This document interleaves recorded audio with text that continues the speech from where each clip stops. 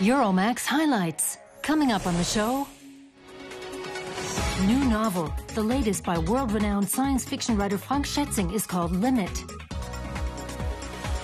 Top taste. The Rosin has been voted the best restaurant in Germany.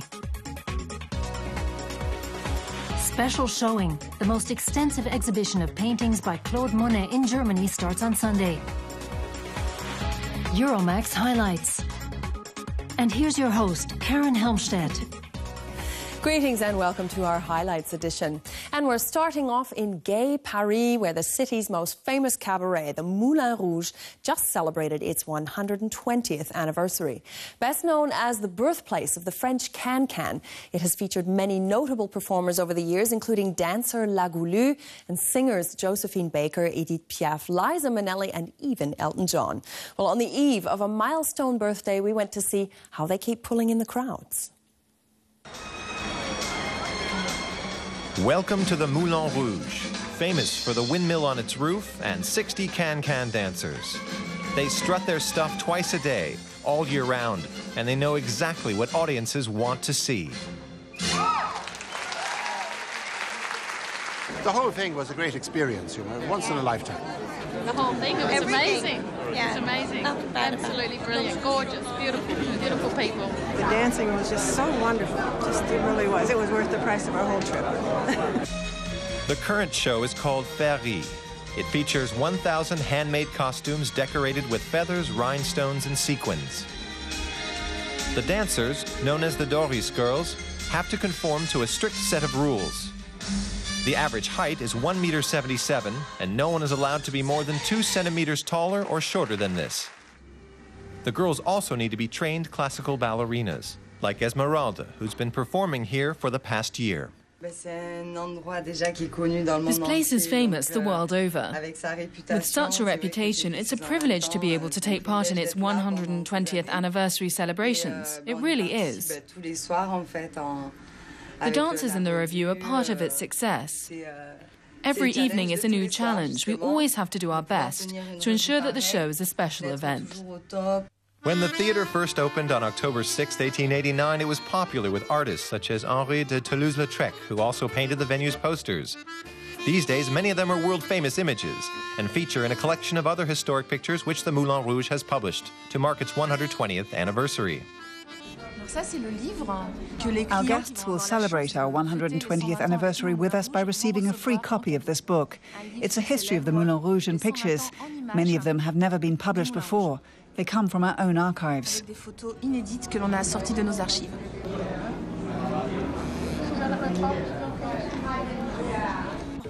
The dancers might make it all look effortless, but a lot of hard work goes into every performance.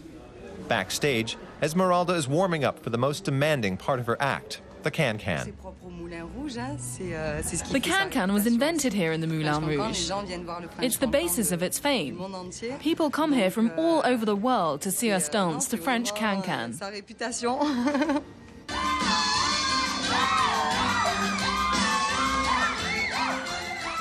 The Moulin Rouge. Paris nightlife wouldn't be the same without it. To some, it's old hat. To others, it's the last word in risque fun. Happy birthday, Moulin Rouge! Woo! Bottoms up. Well, Frank Schätzing from Cologne started out in advertising as a formulator of short, sexy slogans, but these days he's the author of 1,000-page bestsellers, all of them meticulously researched. A master of sci-fi scenarios that feel like prophecy, his international breakthrough came back in 2004 with the environmental thriller The Swarm. Well, happily for his fans, his latest book, entitled Limit, hit the shelves in Germany this week.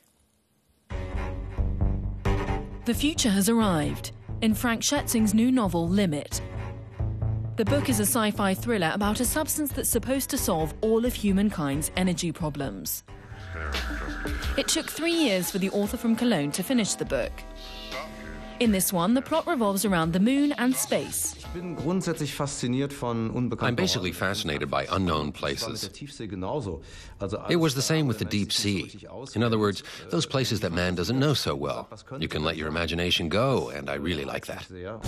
Bookstores have purchased Limit literally by the crate. The first print run amounts to 400,000 copies for the German-speaking market alone, and it's already being translated. Not only readers, but bookstores too are eagerly awaiting the latest gem from Schätzing.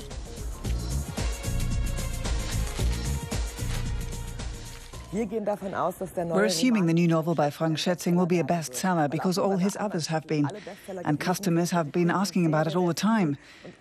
There's also been a lot written about it in the press. We've ordered a huge number. Schätzing's first book was published in 1995. It was a historical novel called Death and the Devil. The political thriller Lautlos, or Without a Sound, followed in 2000. His 2004 novel Der Schwarm was published in English as The Swarm, a novel of the deep, and was his most successful work to date. The book has sold 4 million copies in the German language alone and has been translated into 27 others. At some point, you become a brand name. That's what certainly should happen to an author, because then you're successful. In that moment that the brand is more than the sum of its parts. It's when people say it's a book by so-and-so and I'll buy it, without even waiting for a review. The Swarm placed Schätzing in the league of great international thriller writers, a genre dominated by Americans.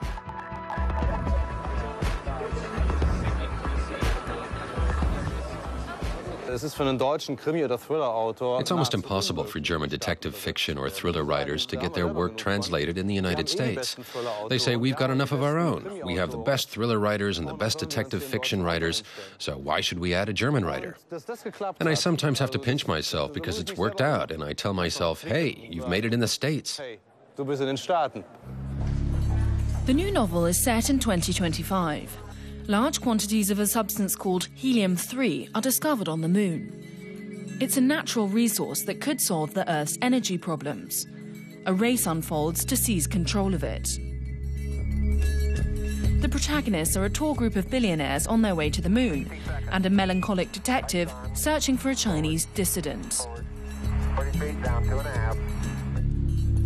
Science journalist Ralph Nestler has carefully examined the 1,300-page text.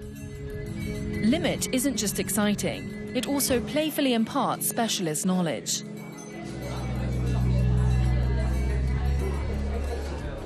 Schätzing made a real effort not to turn natural laws upside down.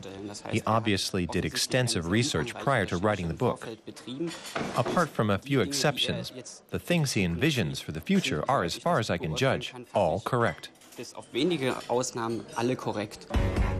Repeating a success like The Swarm can certainly put a lot of pressure on someone. But the media-savvy author takes it all in his stride. I think that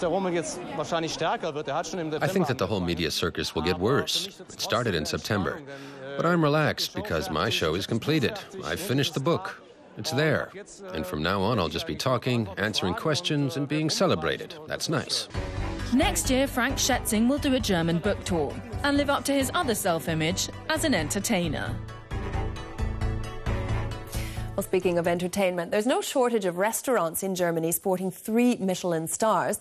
Therefore, it might come as something of a surprise that the Feinschmecker, that's Germany's most respected gourmet magazine, chose a 1-star establishment as its restaurant of the year. The Rosin in Dorsten, just north of Düsseldorf, now holds the honor, and according to the jury, it won them over with chef Frank Rosin's artful presentation and, of course, taste with a capital T. The bland exterior contrasts sharply with the culinary fireworks guests enjoy inside the restaurant of the year.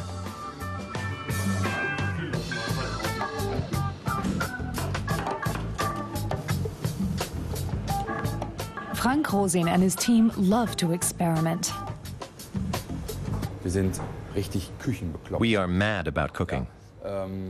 We will try anything. At the same time, we are pretty sensible people. However original or stylish or modern our creations, we never forget that in the end, they have to taste good.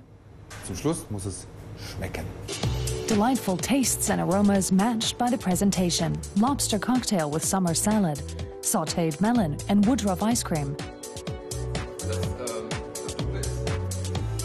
Goose liver with cassis, rose aroma and fruit bread.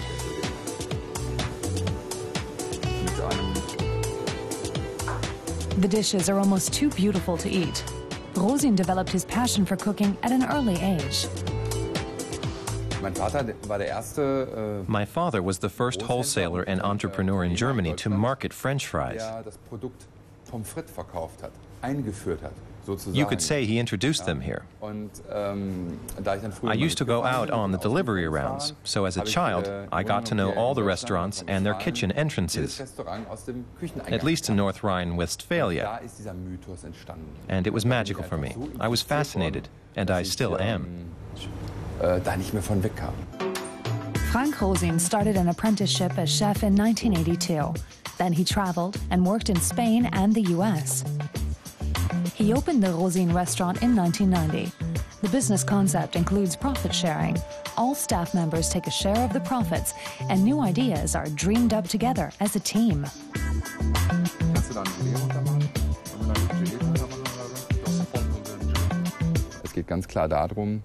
The point is to make clear to our guests that we really think about and care about what we do. We don't just throw things into a cookpot and that's it. We think about the food we cook the whole time. Frank Rosin also has a fine wine cellar, 600 vintages, including some extremely rare ones. Susanne Spieß is the sommelier in charge of the cellar.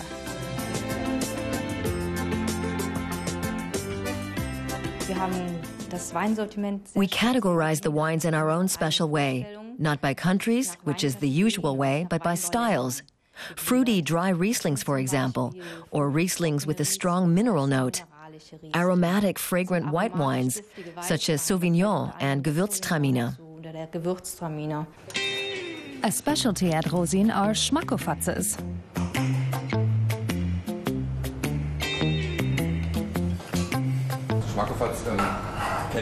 My grandmother used to make us schmackofatzes, yummy and filling little dishes I used to swipe from her kitchen. Here, you don't have to steal them. 5 are served with every menu. There are 70 different kinds. This is strawberries with basil noodles. A panel of judges cited Schmackofatzes as one reason to declare Rosin Restaurant of the Year. It is fantastic to receive an award from an independent body such as Feinschmecker magazine. What an honor, not just for me, but for the entire team, because it is a team award. It reflects the fact that we work together in such a unique way. Rosin has put Dorsten firmly on the gourmet map, and anyone who has dined there might just want to ask for seconds. Well, through the ages, many a fashion designer has taken their inspiration from the theatre or the ballet stage, where opulent costumes are perfect food for fantasy. Well, German designers Thomas Lempertz and Friedemann Vogel do much the same, but they do it with a very special twist, or even a pirouette. As professional dancers themselves in Stuttgart, their own experience is the inspiration for an exclusive fashion label that pushes all the right buttons. When Friedemann Vogel is seeking inspiration for a new collection, he doesn't sketch, he dances. He first started ballet as a 6-year-old, and even then he was fascinated by the costumes. Today he's a world-class ballet dancer and also a fashion designer. The two go together as the stage inspires his collections. To him, clothes allow the wearer to slip into a role and become someone else. That's the philosophy at the heart of the business he runs with his partner, Thomas Lempertz.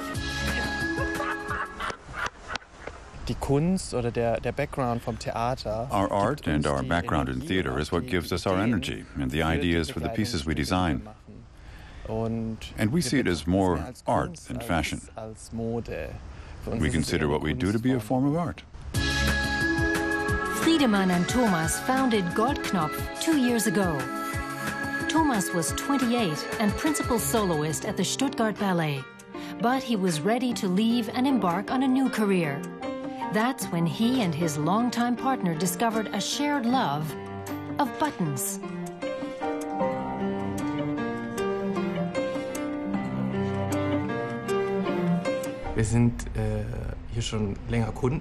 We've been customers here for some time and always thought it was intriguing.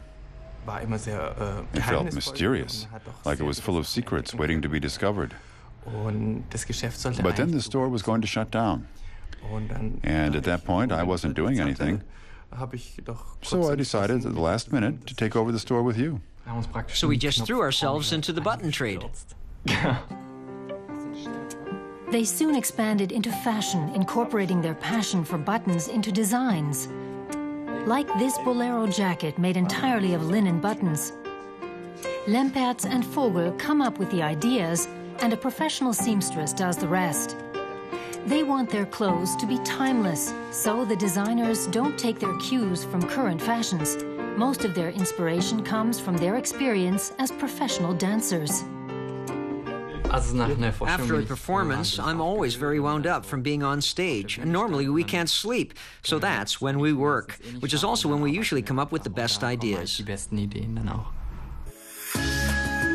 Friedemann and Thomas design outfits that are feminine, glamorous, but wearable.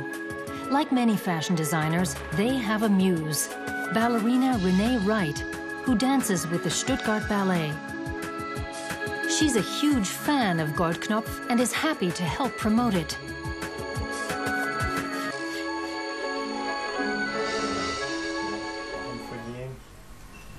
These days, Goldknopf is fast gaining an international reputation.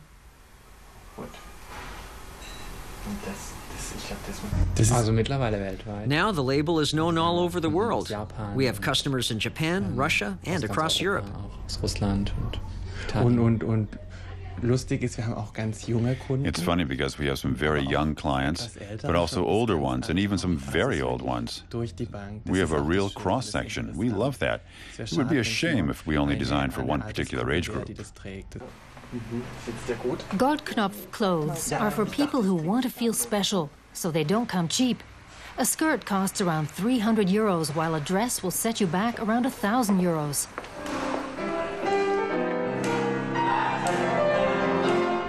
The two designers like to keep their fashion lines small for exclusive clients. That way, they still have plenty of time left for dancing. The Von der Heydt Museum of Art in Wuppertal might not be the biggest of its kind here in Germany, but it's without a doubt one of the most ambitious. And its latest coup is a comprehensive exhibition of paintings by French Impressionist Claude Monet that includes works from his entire artistic oeuvre. It's the first of its kind here in Germany, and that made for some very challenging logistics. Transporting valuable works of art like this one is an enormous undertaking. New York's Metropolitan Museum of Art has sent a courier to Wuppertal to oversee the operation right up until the moment the painting is hung on the wall. That's when we were allowed to film. But this expert is not allowed to talk about the logistics of the transport or even the special temperature-controlled storage facility, let alone discuss the painting's condition. It's all top secret.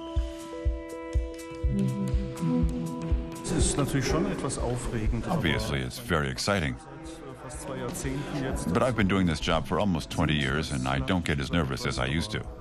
Of course, Claude Monet is very special indeed because it's very valuable. And an exhibition of Monet on this scale has virtually never been possible before.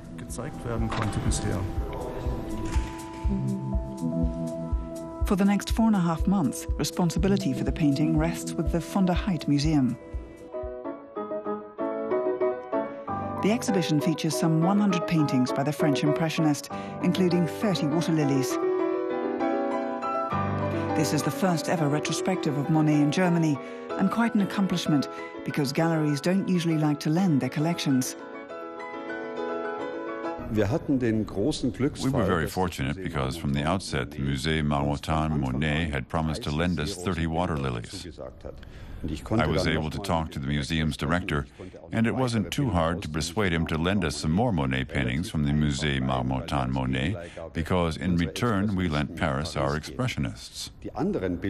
It was much harder to get the other paintings. I traveled around France and Switzerland persuading the various museum directors to lend me the paintings they had.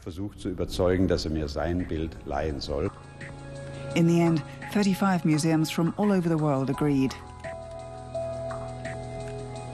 Restorer Andreas Igelhaut checks the surface of each painting in minute detail, looking for tears in the canvas or spots where paint has peeled or crumbled. He'll repeat the process every week for the duration of the exhibition. It's an especially important procedure in the case of paintings that are showing their age.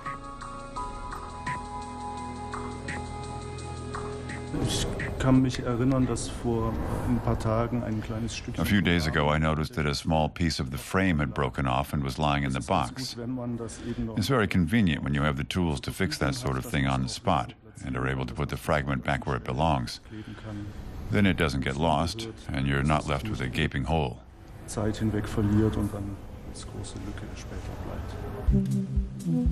It's taken 2 years to put together the exhibition.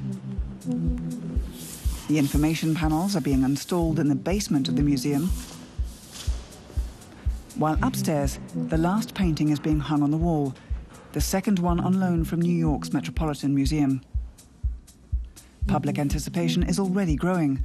Many tours have already been booked for the most comprehensive exhibition of Monet's works ever seen in Germany.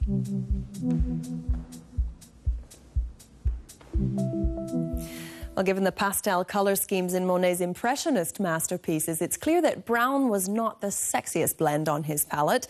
But according to the 21st Century Colour Barometer, brown is right up there, symbolising things like warmth, calm, coziness, and even tradition. As such, it has quietly taken over as the new fall colour, and it's showing up in places that we might least have expected.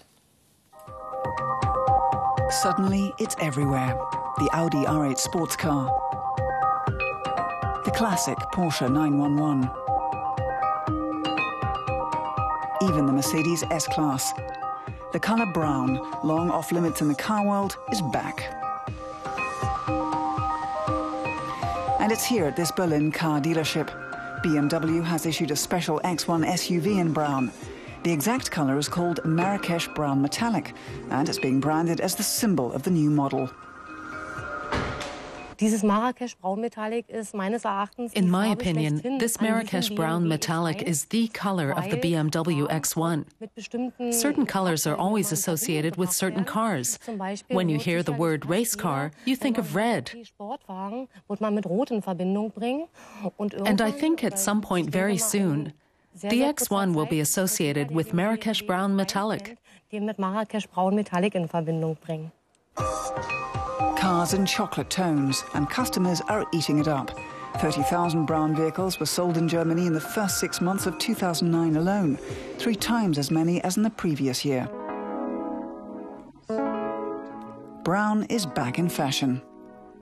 Colour expert Professor Axel Fenn sees brown as an expression of new modesty and a return to nature. Brown is an earthy color. Brown doesn't help so much to reveal something. Rather, it covers things up. It's not the kind of color that sends a distinctly glamorous signal. Instead, it's a color that conceals things, that mimics things. At Galerie Lafayette, a luxury store in Berlin, the motto is subtlety, especially in the cosmetics department. Companies have developed dozens of new brown tones that are bestsellers here at the makeup counter. Brown is always a trendy color. Brown is the most beautiful color there is. It's very natural, it's elegant around the eyes, and you can wear whatever you want. Turquoise, black, anything goes. Axel Fenn also chose to furnish his office in brown. For him, the colour is reminiscent of a man's study, coffee and cigars. Brown is an archaic color. It relates to solid materials. You can hold it in your hand. You can't hold the color pink. It's too fluffy. Brown is substantial. It has a material orientation. And it conjures up the idea of sustainability and solid substance. And that's something we men like. Brown is also in again in the fashion world. Men can put away their pink shirts and bring out the brown, just in time for fall. Brown, a comfortable colour for comfortable living.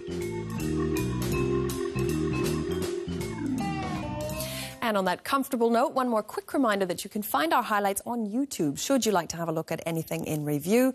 With that, it's time for us to wrap up. So until we meet again, all the best and auf Wiedersehen.